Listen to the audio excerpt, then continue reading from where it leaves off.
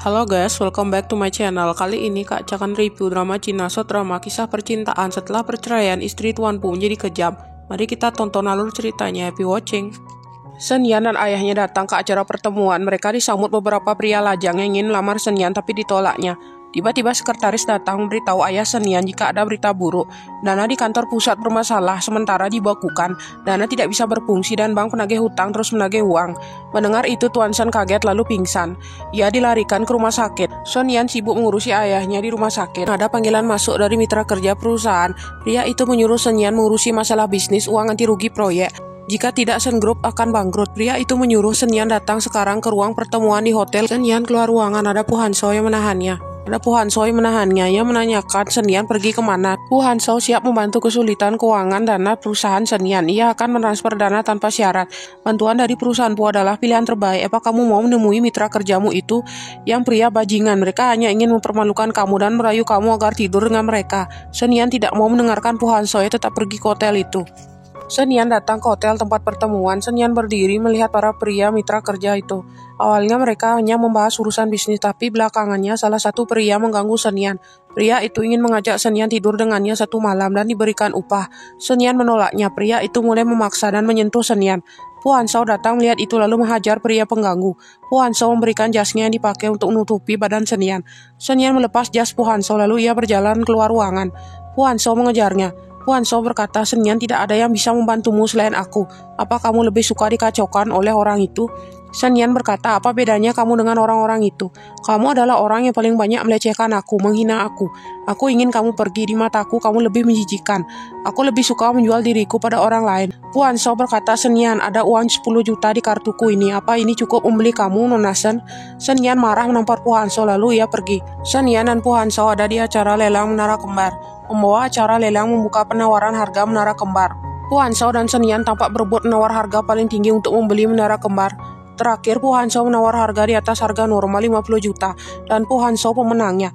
Asisten memberitahu Shen Yan anggaran untuk lelang tidak cukup. Shen Yan kalah memilih untuk pergi.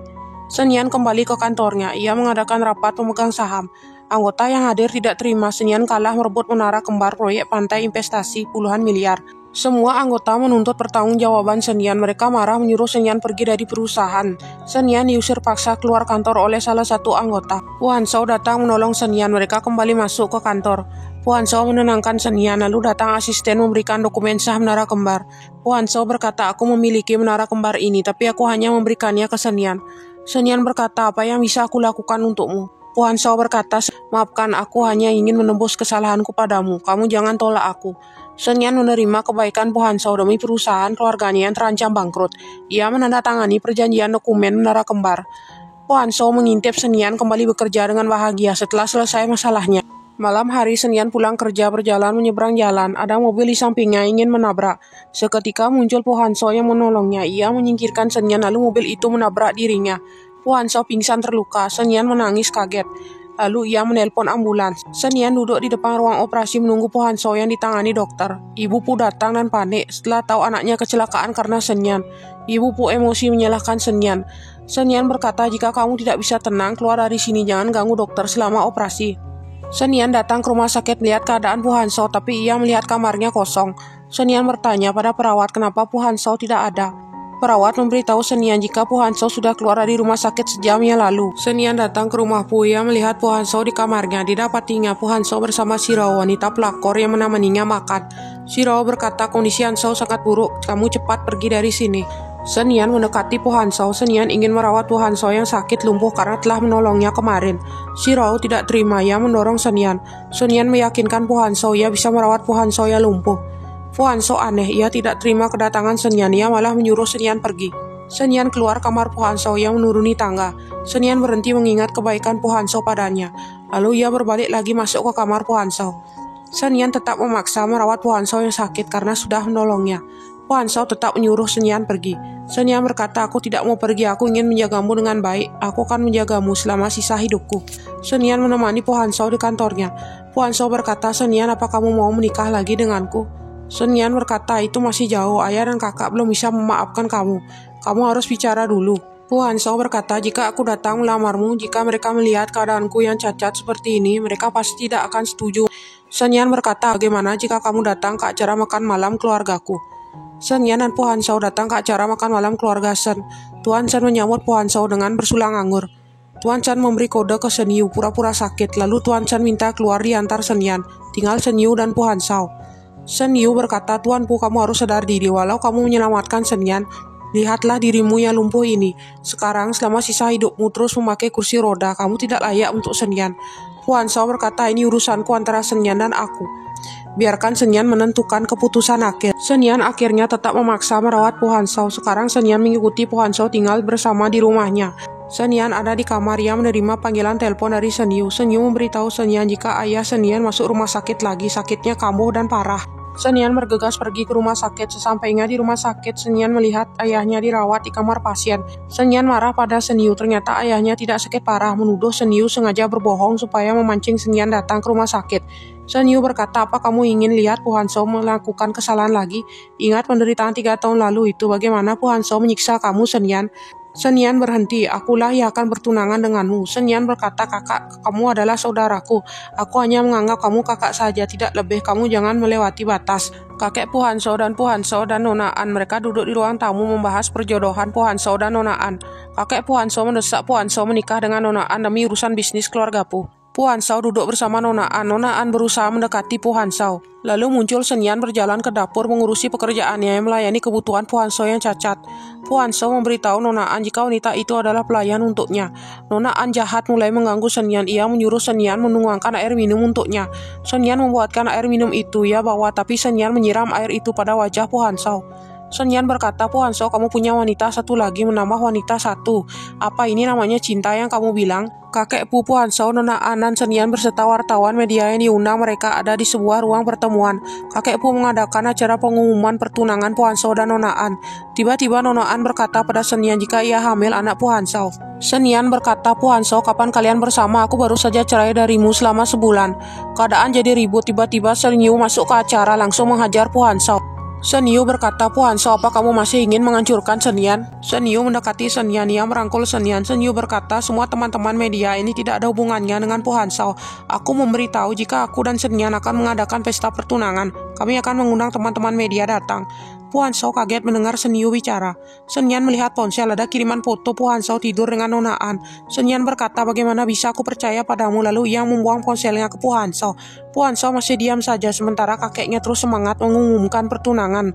Pu Hanzhou melihat foto itu di ponsel Shen Yan. Ternyata benar, foto itu ia tidur dengan Nona An. Pu Hanzhou berkata, apa benar ini anakku, Nona An? Nona An berkata, apa kamu lupa malam itu? Pu Hanzhou menyuruh asisten masuk lalu memberikan sebuah amplop besar yang isinya foto-foto mesum Nona An dengan pacarnya. Pu Hanzhou menyuruh kakek melihatnya. Kakek marah melihat foto-foto mesum Nona An dengan pacarnya. Ia melempar foto-foto itu. Nona An kaget, rahasianya terbongkar. Ia lalu mengambil foto-foto mesumnya. Kakek berkata memutuskan hubungan kerja bisnis apapun dengan Nona An. Pertunangan Pu Hanzhou dan Nona An batal. Nona An berlutut pada kakek minta maaf, memohon supaya tidak membatalkan kerja sama perusahaan. Shen Yan di rumah Pu Hanzhou bingung mencari Pu Hanzhou. Ia bertanya di mana Pu Hanzhou pada pelayan wanita. Pelayan memberitahu jika Tuan Pu ada di lantai paling atas. Ia sedang diperiksa dokter tentang kaki kanannya lumpuh sangat parah. Ini akan mempengaruhi sarafnya, kemungkinan kakinya akan diamputasi. Tapi Tuan Pu tidak mau menemui Shen Yan. Shen Yan berkata, aku ingin menemui Pu Hanzhou, aku ingin melihat keadaannya, bukakan saja pintunya. Biarkan aku menunggu di sana. Pelayan berkata, tidak bisa Nona Shen. Lalu pelayan memaksa Shen Yan keluar. Shen Yan di depan rumah berteriak minta dibukakan pintu. Tidak ada cara lain. Shen Yan berusaha memanjat ke kamar Pu Hanzhou. Shen Yan berhasil masuk lewat jendela ke kamar Pu Hanzhou, tapi ia terjatuh tidak sadar. Pu Hanzhou panik melihat Shen Yan pingsan. Pu Hanzhou menyuruh asisten memanggil dokter. Pu Hanzhou turun dari kursi rodanya. Ia berusaha membangunkan Shen Yan. Shen Yu datang bersama dokter. Shen Yu marah berkata, menyingkir kau Pu Hanzhou. Kau tidak pernah berbuat baik pada Shen Yan. Dokter memberitahu Shen Yu jika Shen Yan menderita penyakit anemia. Shen Yan harus dirawat dengan baik di rumah beberapa hari. Dokter pergi lalu Shen Yu merangkul Shen Yan yang lemah. Shen Yu berkata, Pu Hanzhou, kau tidak punya hati, membiarkan Shen Yan terluka. Pu Hanzhou berkata, aku tidak tahu Shen Yan akan memanjat masuk ke kamar lewat jendela. Shen Yu berkata, itu karena kamu marah padanya, tidak membiarkan dia menemuimu. Aku katakan sebenarnya, akulah yang sudah mencuri proyek keluarga Pu untuk perusahaan Shen. Yan tidak tahu sama sekali. Bahkan jika dia melakukannya, tidak berhak kamu memarahi. Luka yang kamu rasakan saat ini tidak seberapa dengan luka kami. Saat kami tumbuh dewasa, kami tidak pernah membiarkan dia terluka sedikit pun. Aku takut terjadi sesuatu padanya. Aku belum menemukan bank darah yang cocok untuk menolongnya. Lalu bagaimana denganmu? Kamu pertaruhkan nyawanya sendiri. Kamu sakiti dia dengan tanganmu sendiri. Aku pikir kamu perlakukan dia dengan baik. Kamu memiliki wanita lain, terus menjadikannya bank darah. Pernahkah kamu memikirkan nyawanya? Sen Yan yang sakit berbaring di kamar ditemani Pu Hanzhao. Pu Hanzhao memegang tangan Sen Yan. Ia berkata, "Sen Yan, apa kamu masih bersedia menerimaku?" Sen Yan berkata, "Ya, aku bersedia." Sen Yan menemani Pu Hanzhao di ruang pemeriksaan rumah sakit. Dokter memeriksa kaki Pu Hanzhao yang lumpuh. Dokter memberitahu jika kaki Pu Hanzhao telah pulih dengan baik, perlu banyak latihan. Sen Yan berkata, "Pu Hanzhao, kakimu akan segera sembuh." Pu Hanzhao dan Sen Yan menikah. Mereka mengadakan pesta pernikahan di gedung. Penghulu wanita memulai acara menanyakan pengantin, "Nona Sen Yan, apakah kamu menerima pria ini menjadi suamimu?" Pu Hanzhao memakaikan cincin pengantin di jari Sen Yan, tanda sahnya mereka menikah. Semua tamu bertepuk tangan, lalu mereka dua mengakhiri acara dengan berciuman mesra. Setelah sah menjadi istri Pu Hanzhao, Sen Yan datang ke toko perhiasan. Ternyata ada Shirou yang menjadi karyawan di toko itu. Shirou lama menghilang tanpa kabar. Lalu Pu Hanzhao datang masuk ke toko itu mencari Sen Yan. Shirou, wanita pelakor, melihat Hanzhao. Ia mendekati dan memegang lengan Hanzhao. Pu Hanzhao marah melepaskan tangan Shirou yang menyentuh jasnya. Ia membuka jasnya dan membuang jas itu di depan Shirou. Mereka tampak bermesraan lalu pergi meninggalkan Shirou. Terima kasih sudah menonton video ini. Jangan lupa subscribe, like, dan komen. Sampai jumpa.